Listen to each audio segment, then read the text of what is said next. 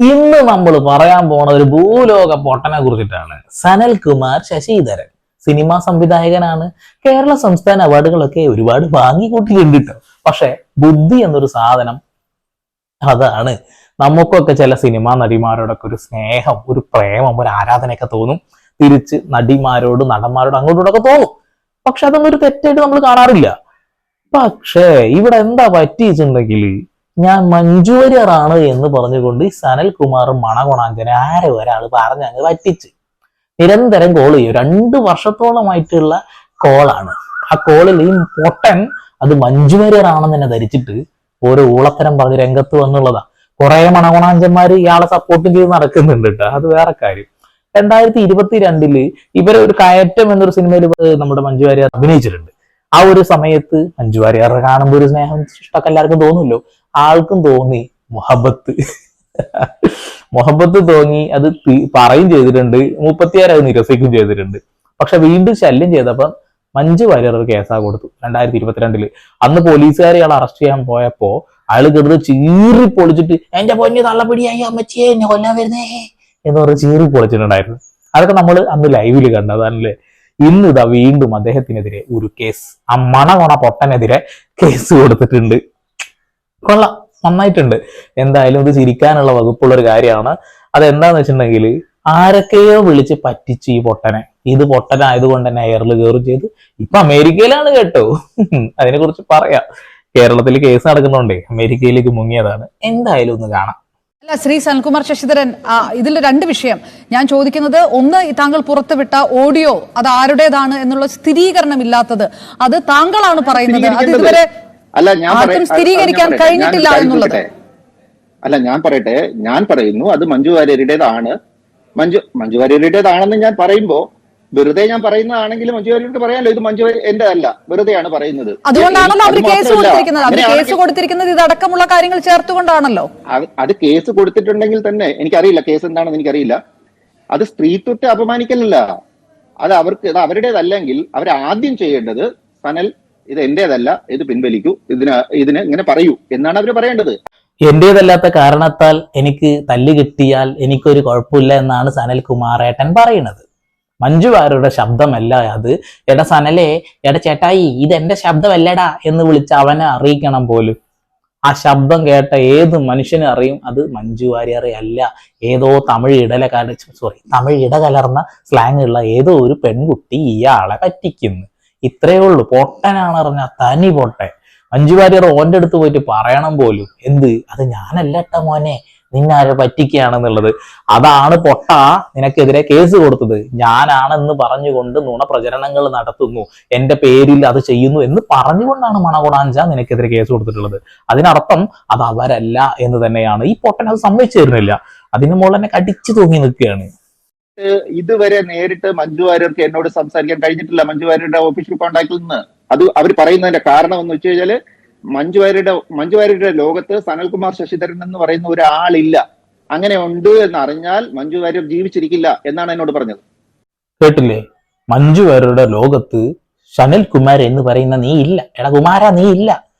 എങ്ങനെ നീ ഉണ്ടെങ്കിൽ, നീ ഉണ്ട് എന്ന് ആരെങ്കിലും പറയുകയാണെങ്കിൽ ഞാൻ ഈ ലോകത്തോട് വിട പറയും എന്നാണ് പറഞ്ഞിട്ടുള്ളത്. അതിനർത്ഥം പൊട്ട, ആരും ചാണകം ചവിട്ടില്ലടേ. നീ മുന്നിൽ വന്ന് നിൽക്കുമ്പോ ചാണകമായി തോന്നുന്നു, ചവിട്ടില്ല. നീ ശല്യം ചെയ്യുന്നത് കൊണ്ടാണ് അവര് കേസ് കൊടുത്തിട്ടുള്ളത്. ഈ വാക്കുകളിലൂടെയെങ്കിലും നിന്നെ മനസ്സിലാക്കിക്കൂടെ? ഓഫീസിൽ വിളിച്ചപ്പോ പറഞ്ഞ കാര്യം അത്രത്. കൊള്ളാം. അടുത്തത് കേൾക്കാം.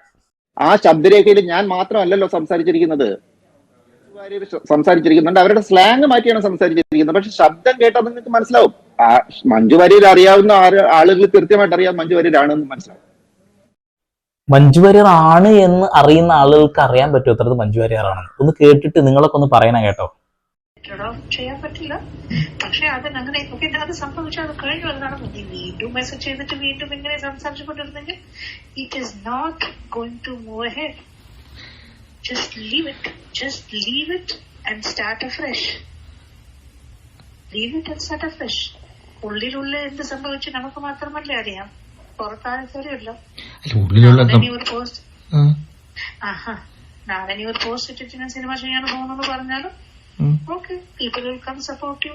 I don't know how you do it or who's going to come to you, what is going to happen. Or സത്യത്തിൽ എന്റെ അമ്മ സത്യം, നിന്റെ മേലെ സത്യം, എന്റെ കൊച്ചിന്റെ മേലെ സത്യം. Nobody is more than that. Okay, ഈ സൗണ്ട് കേട്ടിട്ട് എനിക്ക് ഓർമ്മ വന്നത് എന്താ വെച്ചാലേ, നമ്മുടെ വീട്ടിൽ പണ്ട് ഈ ഒരു തുണിയൊക്കെ വാങ്ങാൻ വേണ്ടി വരുന്ന ഒരു ആദിവാസി സ്ത്രീ ഉണ്ട്. അവര് പറഞ്ഞ സംസാരമാണ്, ചേട്ടാ മാക്സി ആണെങ്കിലും മതി ചേട്ടാ എന്നൊക്കെ പറയുന്ന ഒരു സ്ലാങ് ഉണ്ട്. അത് തമിഴ് ഇടകലർന്നിട്ടുള്ള സ്ലാങ്ങാ. അത് തന്നെ ഇതേതോ മിമിക്രി ആർട്ടിസ്റ്റ് ഈ മണകൊണാഞ്ഞിട്ട് കൊട്ടുന്നതാ. ഇത് മനസ്സിലാക്കാതെ പൊട്ടൻ വീണ്ടും വീണ്ടും ചെന്ന് അനാവശ്യമായിട്ട് കേസിൽപ്പെട്ടിരിക്കുകയാണ്. മോനെ ട്രംപ് അവിടെ എല്ലാ ഇന്ത്യക്കാരെ അടിച്ചുകൊണ്ടിരിക്കുക. മേരാ ഫ്രണ്ട് എന്നൊന്നും പറഞ്ഞിട്ട് കാര്യമില്ല, ഓടിച്ചോണ്ടിരിക്കുന്നുണ്ട്. ഇവിടുന്ന് ഒരു കേസ് അങ്ങോട്ട് എത്തിയ ഈ അതുപോലെ പുഷ്പം പോലെ ഇങ്ങ് വരും, ഈ ജയിലിനകത്തേക്ക് അങ്ങോട്ട് കയറും, ജാമ്യം എടുത്ത് പുറത്തിറങ്ങാത്രേ ഉള്ളൂ. ജാമ്യമില്ലാത്ത കേസാണെങ്കിൽ പോലും ജാമ്യം കിട്ടും. അത് നമ്മുടെ നിയമ സംവിധാനങ്ങളൊക്കെ അങ്ങനെ ആയതുകൊണ്ടാണ്. എന്തായാലും മെറാ ഫ്രണ്ട് അവിടുന്ന് നിന്നെ കയറ്റി വിടും അധികം വൈകാതെ. അല്ലല്ല, ഞാൻ ചോദിച്ചത് എന്ത് ശല്യമാണെന്ന് പറഞ്ഞിട്ട് 3 വർഷം മുമ്പ് ഒരു കള്ളക്കേസ് കൊടുത്തിട്ട് ആ കേസിൽ തെളിവ് കൊടുത്തോ? അല്ല, ആ കേസ് തള്ളിപ്പോയിട്ടില്ലല്ലോ. ആ കേസ് ഇപ്പോഴും ഉണ്ടല്ലോ. കുറ്റപത്രം കൊടുക്കാൻ പോകുന്നല്ലേ ഉള്ളൂ. ആ കേസ് താങ്കൾ പറയുന്ന കേസ് പുകഞ്ഞു പോയിട്ടില്ലല്ലോ. 3 വർഷമായിട്ട് ഒരു കേസ് പുകഞ്ഞു പോകുക എന്ന് പറയുന്നത്, നിങ്ങൾക്ക് ആദ്യം ആ കേസിനെ പറ്റിയുള്ള ധാരണ വേണം. ഒരു കേസിന്റെ മാക്സിമം ശിക്ഷാ കാലാവധി എന്ന് പറയുന്നത് 3 വർഷമാണ്. ആ 3 വർഷം കഴിഞ്ഞാല് ആ കേസ് സ്വാഭാവികമായിട്ടും പുകഞ്ഞു പോകും. അതിനാണ് 3 വർഷമായിട്ട് അമേരിക്കയിൽ നിന്ന് വരാത്തത് അല്ലേ? നിന്നെ അവിടുന്ന് തട്ടിവിടും മോനെ, അവിടുന്ന് തട്ടിവിടും. ഇനി ആ ഒരു ദിവസം ഉണ്ടായ ആ ഒരു കലാപരിപാടി ഒന്ന് കാണണമെന്ന് ആഗ്രഹമുള്ളവർക്ക് ഒന്ന് കാണിച്ചു തരാം. 2022 ഇദ്ദേഹത്തെ പോലീസ് പോക്കാൻ വന്നപ്പോ അയാള് ഭയങ്കര രസം. അത് കാണുമ്പോ തന്നെ ചിരിച്ച് ചത്തുണ്ടെങ്കിൽ ഞാൻ ഉത്തരവാദിത്തമില്ല. കണ്ടോളി. എന്നെ കുറച്ച് ആളുകൾ വന്ന് പിടിച്ചോണ്ട് പോവാണ്. എന്റെ മൊബൈൽ പിടിച്ചു വായിക്കാൻ പോവാണ്. എന്നെ കുറെ ആളുകൾ വന്ന് പിടിച്ചോണ്ട് പോവാണ്. എന്നെ ഇവിടെ കുറച്ച് പേര് വന്നിട്ട്